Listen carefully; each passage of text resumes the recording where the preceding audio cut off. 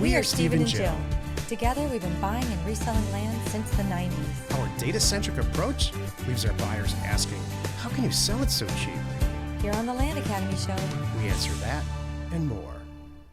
Steve and Jill here. Hi. Welcome to the Land Academy Show, entertaining land investment talk. I'm Stephen Jack Buseller. and I'm Jill DeWitt, broadcasting from the Valley of the Sun. Today's Jack Thursday, and I'm going to talk about how your attitude is really, in the end, the only thing that you can control. I've been researching. I don't know why that makes me giggle, but it kind of does. I'm at the point in my life right now where everything's pretty good. The money's good. I think we have our forever house. Our last child is is this week, actually tomorrow, being dropped off at college. On his head. So what I've gone into what I call slow down and push him out.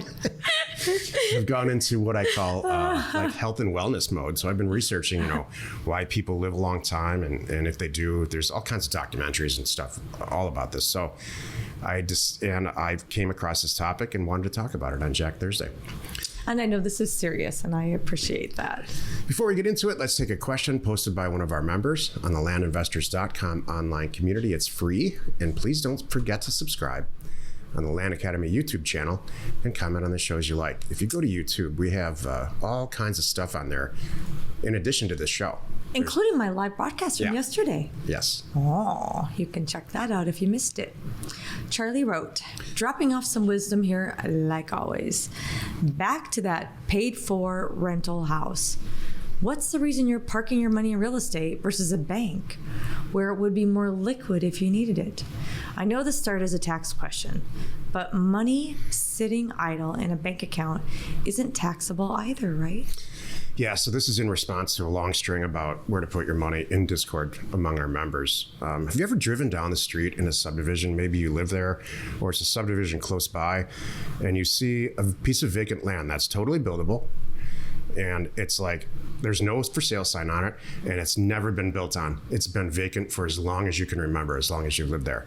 Right. Here's what that's all about. And this is what a paid-for rental house is all about too, which and Jill and I have both of these types of investments. Number one, that property is going up in value way the hell more than any bank account that you're going to have. So if you got $100,000 in the bank, it's going to be worth $105,000 in a few years. If you have a vacant piece of property in a pretty solid area, it's going to be worth a lot more than $105,000. So number one, it's pure appreciation for doing nothing. Number two, you can lend against it. So if you need money on a rental house or a piece of property, you can lend against it really, really easily with the stroke of a pen. So it is liquid. And number three, and I think this is the most important point, we have 3 children. We own assets with each of them. Jill might owns a asset or two, and it's in joint tenants with each of our children, and me too.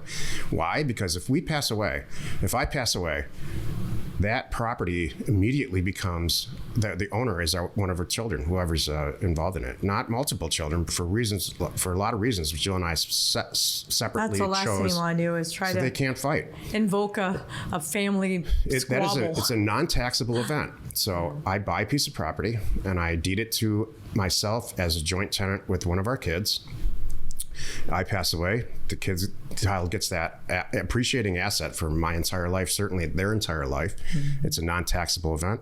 It's not subject to an estate tax so there's a lot of reasons to have paid for assets rather than having money in the bank. Isn't that funny too, by the way? If you've not encountered this, someday you might, where you go to buy a property and they find out, it's all in the 3 brothers' names and we don't know where one is. Yeah, man. He doesn't want to sell. So that's the stuff that we're talking about. Don't set up your estate like that and wreak havoc on the other 2, the 2 good ones. Is one asset? Yeah, 2 of the 3. I really love 2 of the 3 children. Yeah. So it changes all the time. Yeah. And is one asset going to go up more than the other? Yep. So what? And so they can, when we're dead and gone, they can yell at each other all they want. There's nothing they can do about it. Exactly. That makes me so happy. No, that's just the luck of the draw. Today's Jack Thursday. Your attitude is the only thing you can control. So back to this is why you're listening. Back to this health and wellness phase of what I think we're in right now, Jill and I. I'm really happy that you've adopted that saying. I've Thank been you. hyper focused in a triple type A personality way on making a fortune. And so it's happened past tense. I'm not bragging. I'm just sharing this with you. And along the way, probably have pretty dramatically neglected health and wellness. Certainly health, maybe not wellness. And so I've been researching, watching documentaries and reading about people that who have lived a long time and what they look back on, what they regret, and what they're really positive about and happy about. And one of the things that many of them say consistently is, you only have control about how you can respond to stuff. Every single day, all of us run across people who have a freaking personality disorder. It might be in the checkout, it might be road rage, it might be a checkout line in the grocery store, or on and on and on. So, you have to really manage. You can't let that stuff get to you. If you let it get to you, your blood pressure is going to be messed up. You just can't. To be a happy person, I think you just got to chill out and laugh about almost everything that kind of goes on. My mom told me a long time, here are your two choices, laugh or cry. Pick one. Kind of thing. When these, when tragedy strikes, it's really, you can laugh about it or cry about it. What are you going to do? So then I started thinking about, how does that apply to Land Academy members? You have control over whether or not you send a mailer. You also have a tremendous amount of control over how you respond to that mailer, who answers the phone, and whether or not you choose to turn some of this negativity that you get back on mailers into real estate deals. Well, that was the point I was going to make. Frank is doing that. So we're doing some deals. The guy you guys are talking about in Discord, Frank, it's kind of funny. Anyway, Frank's okay. A business partner of ours. Yeah, Frank's cool. But Frank, shockingly, which I'm really, really happy and surprised that he's got the same attitude I do. Hey, if they call mad, who cares? It's not going to wreck my day. So throw the offer away. Noted. Got it. Have a nice day. And then even people that do respond positively and say, your $30,000 offer doesn't work, but 35 will work. You can have a nice, fun, pleasant real estate deal with people, with everybody, anybody that chooses to be a seller. And we used to be that, we used to deal with the buyers a lot, but now we utilize real estate agents to buy it. So not so much anymore there, but there's no reason to be upset about anything. You know what? It takes two to fight. It takes two to argue. So if someone's coming at you mad or something like that, if you don't respond like that, it's going to die down. Yeah. It's going to fizzle. It's not going to work. That's exactly right. You just got to laugh about it. You have to wonder, what's wrong? What else is wrong in someone's life when they're just being really angry? What's so funny? That's what I do. Like, say we're driving if we're driving and someone's really mad and they're cutting people off, or heaven forbid, I accidentally cut somebody off, because come on, stuff happens. You make mistakes when you're driving once in a while. What's so funny? So I'm always one, like, if I do that, I'm like, oh, I own up. I'm like, sorry, that was me. I apologize. I know that was your turn to go, not my turn to go at the stop sign. Oops, my bad. Go ahead. So, and usually that calms it right there. You smile and wave and say, yeah, it's on me. I'm sorry. Because nobody got hurt, kind of thing.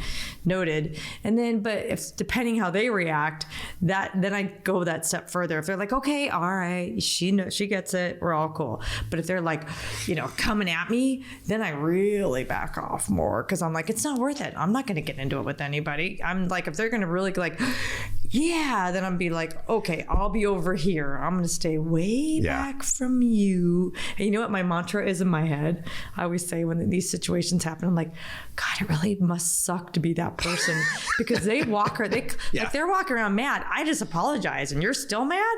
What's going on in your world?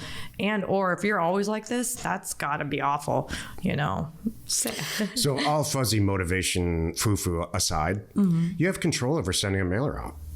Complete control over it. You're going to either do it or you're not going to do it, or you're going to find somebody to do it for you, like concierge data. Yep. You have complete control over how you answer the phone, whether you do it or not, and how you do it, or subbing it out to Pat Live or whatever. So enjoy it. Thank you. Happy you could join us today. 5 days a week, you can find us here on the Land Academy Show. Tomorrow's Jill Friday, and she's going to talk about how going up is difficult, but coming down is a joy. You are not alone. and your real estate ambition. Was it, you know what? I could take that saying both ways. I have to think about this now. You think I'm kidding? Okay. While you think about it, I'm going to say this. All right. Thanks for tuning in. We hope you find our content valuable, and we appreciate your support. If you haven't already, please check out our YouTube channel and hit the subscribe button. If you're a member, please check us out on Discord. It's a huge part of your membership here and benefit. We are Jack and Jill. Information and inspiration to buy undervalued property. We hope you found our content valuable and we appreciate your support. If you have not already, please check out our channel and hit the subscribe button. And your comments and suggestions help us to create the content you're here for. Hitting the like button helps to support our channel's algorithm and gauge your interest for future shows.